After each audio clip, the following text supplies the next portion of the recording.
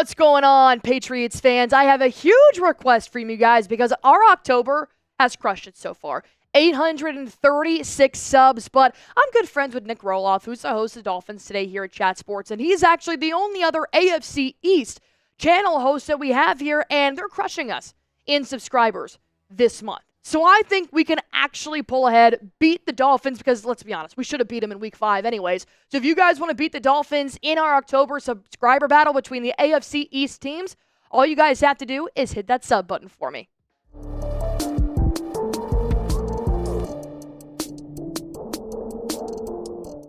Changes are coming to New England, thank God. Jerod Mayo drops this major news on us on Wednesday ahead of Week 7's matchup in London against the Jaguars. And I'm going to be honest. Last week, obviously, we got big news of Drake May starting over Jacoby Brissett. But now this week, it's starting to feel like the table is turning in New England. And it's definitely turning on a better note because how can you get any worse than losing 5 straight games? Well, you could lose 6, but that is not going to happen this Sunday in London. So what's the big news? Jerod Mayo wants to switch up the personnel. He wants to make some changes to the Patriots starting lineup on both sides of the football. And thank God, honestly, because whatever's happening right now is not working. The defense does not look like the star-studded defense that we've seen in the last couple of weeks. In fact, they went from 10th overall the first 2 weeks to now 24th overall in defense. And the offense, my goodness, you give him weapons, but they don't use it. Alex Van Pelt is really figuring out which wide receivers Drake May should go to. And if he can go to them, who should be starting on the front 5? Well, the main reason why Jerod Mayo wants to make some starting lineup changes is because of the mistakes that they have made. The penalties, my goodness. Week 1 through 4 looks pretty standard, right? Got about 3 to 5 penalties, a couple false starts here, maybe even a hold, and hell, maybe even a pass interference. What the hell happened in Week 5 and Week 6 that was that bad? 12 penalties and 9 penalties? I mean, these are just stupid, blatant mistakes that are pretty much pointing to the Patriots just being lazy. That's just not good football.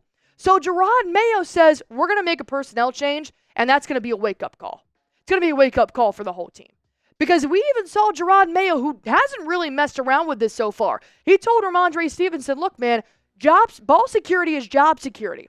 And said we might start Antonio Gibson in Week 4 and Week 5. What did they do? They started Antonio Gibson for the first drive because Ramondre Stevenson couldn't handle the ball. So now I'm starting to think, okay, you make a mistake, Jerod Mayo is going to penalize you for it, which I'm actually all for. I need a little bit more discipline because that's what it comes down to, right? The Patriots not being disciplined for the penalties, so they keep doing it week in and week out. But nonetheless, the penalties should hopefully change. But what about the wide receiver room that we really haven't gotten to showcase at all because the first 5 weeks you had Jacoby Brissett in the backfield? Well, now you've got superstar power in this guy's arm in Drake May, but we're not utilizing the way we should. Finally, Pop Douglas got back in the repetition. He had 92 yards off of, I believe, 5 catches in Week 6, and even scored his first touchdown of the season. But Jerod Mayo pretty much said, we're not leaning on the veteran guys right now. These are our 3 receivers, which he said, right now, it's Douglas, it's Bourne, it's Booty.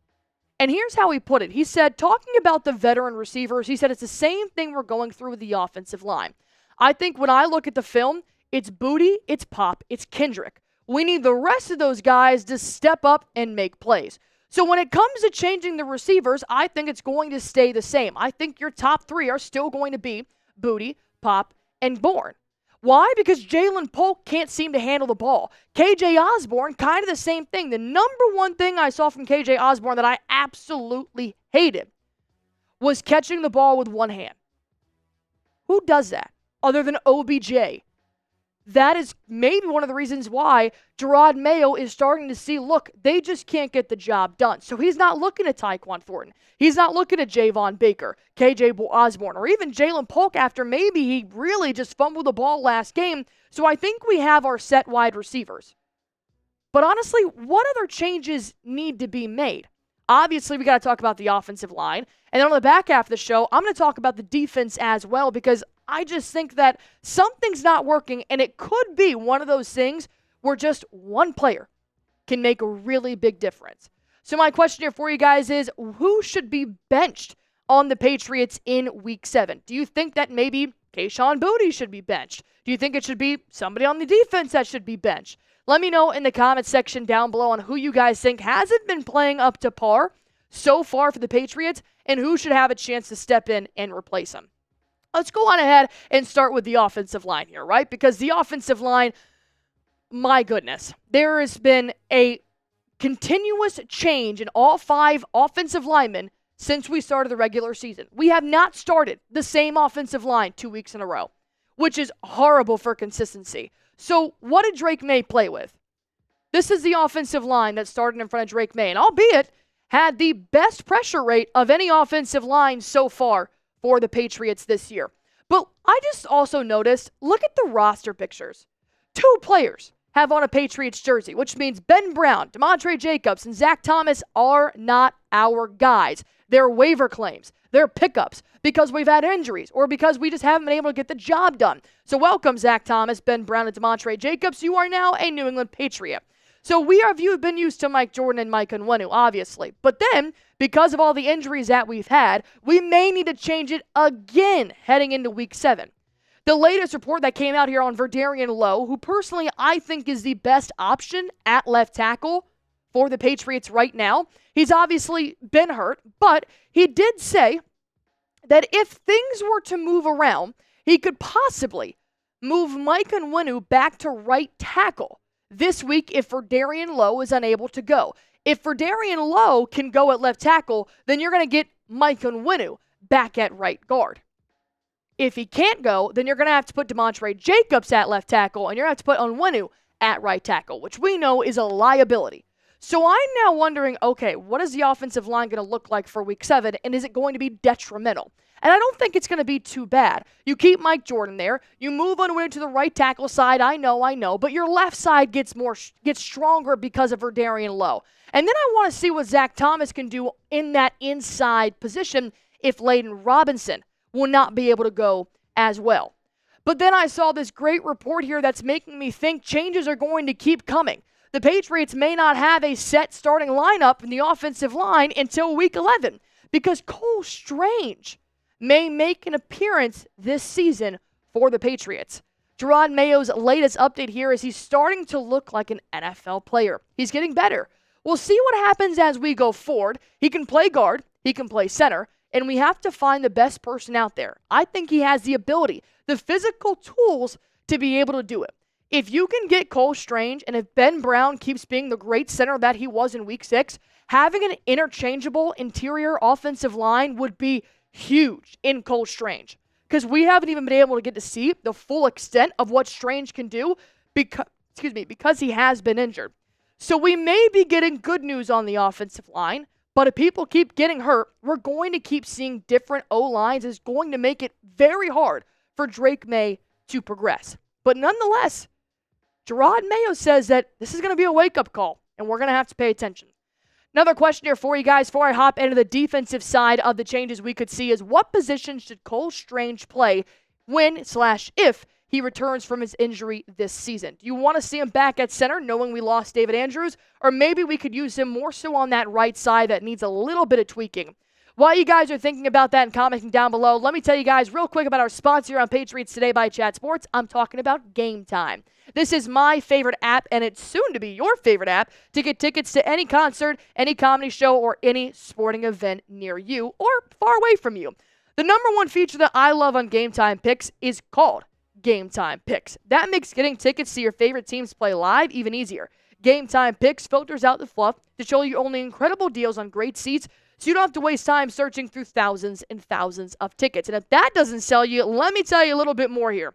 They have the lowest price guaranteed. Your girl loves saving $1. I don't care if it's 20% off. I love any type of deal. And knowing that I'm going to get the best deals on Game Time is why I continuously use it. Not to mention, I hate when people lie to me, especially ticketing apps. So if I want to pay $350 for 2 tickets and I go to checkout and see that it's $720, I'm not going to be happy. Thankfully, Game Time does not do that. Thankfully, Game Time shows you the total up front with no surprise fees at checkout, so you know what you're paying when you pick your seats. And when you do pick your seats, you get to see the view from your seat before you buy in a nice little panoramic 3D view, so no chance of sitting behind a pole. If you guys want to get started, download the Game Time app, create an account, use code CHATSPORTS for $20 off your first purchase. Terms apply. Again, create an account, use code CHATSPORTS for $20 off. Download Game Time today. What time is it? It's game time, baby. Will the defense show up for Game Time on Sunday? We will have to find out. And I don't have that many adjustments to make to the defensive starting lineup. I really don't. I know the injuries have really plagued the defense, and overall, I did see a little bit of progression in Week 6, but we're still not where we want to be. But we got good injury updates on Cole Strange on the offense. But what about on the defense? Christian Barmore himself tweeted the hourglass. The infamous hourglass, which is just as skeptical as the eyes emoji. This could mean anything, but I'm going to take it as positive. So we know Christian Barmore obviously was diagnosed with blood clots in the preseason on his 25th birthday, and blood clots is not something to mess around with, and there really is no timetable for return.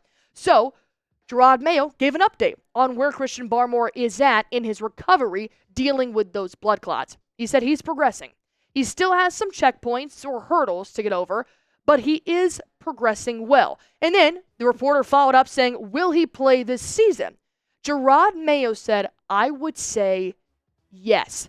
That's huge if Christian Barmore can come back and play for the New England Patriots this year. But that's just the front three. Let's talk about the 3-4 front. Who's going to be on that forefront? So while we do have good injury updates on Christian Barmore, he won't play on Sunday.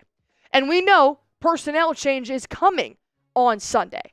So what can the Patriots do? A small tweak on defense. Let's take a look at the linebacker room. Obviously, injuries have plagued the secondary, but I think overall the secondary's done pretty well. But the linebackers, losing Juwan Bentley sucks so bad. Raekwon McMillan has stepped in for Juwan Bentley. Josh Uche and Anthony Jennings, I think, have actually done a phenomenal job. And then Jelani Tavai, if we lose Jelani Tavai, our season's over. He has been the captain. He has been the headhunter. He is constantly putting pressure on the quarterbacks, which I love. But Raekwon McMillan has kind of started to stink. And if you have one bad person on that 3-4 front, it kind of implodes. So why haven't we played Christian Ellis? Ellis has done phenomenal in special teams. He's been right up there with Brendan Schooler of the most tackles and the hardest tackles on the special teams unit. But something I've noticed is that Christian Ellis will come in and rotate in with Raekwon McMillan, and he has been extremely productive to the point where PFF has him graded 30 points higher than Raekwon McMillan. And you can take PFF grades with a grain of salt. I know I do sometimes, but this is drastic. And even if you don't play Christian Ellis, that is not good. That means his run blocking and his pass rushing is ass. The good news is that Christian Ellis is actually thriving in the pass rushing category, which the Patriots defense has struggled with in the last 2 weeks. So if you want to make personnel change, you start Christian Ellis over Raekwon McMillan in the linebacker room. And Jerod Mayo seems pretty fed up with it, which is why I think he'll do it. I would just say we have to be better. We're not playing at the level that we need to. Look, Juwan Bentley, he's not coming back anytime soon. So we need someone to step up in that role. Whether you get that from the linebacker room or the safety room, you need to have better production out of that group, which is why I think Christian Ellis is that player that can make a very small tweak. He's very tough. He has very good speed for being a linebacker. And I think if you do pair him alongside the edge rushers of Keion White, Josh Uche, Anthony Jennings, the pass rush gets a little bit more intense from the Patriots. But hey, that's just me. Final question for you guys here is, who needs to step up on defense? Does it need to be the secondary, the linebackers, or the front three, or the cornerbacks? Let me know in the comment section down below. And all right, one last time, we are so close to beating Nick Roloff and Dolphins Day in our October subscriber battle, but all you guys need to do to help us out is hit that sub button for me.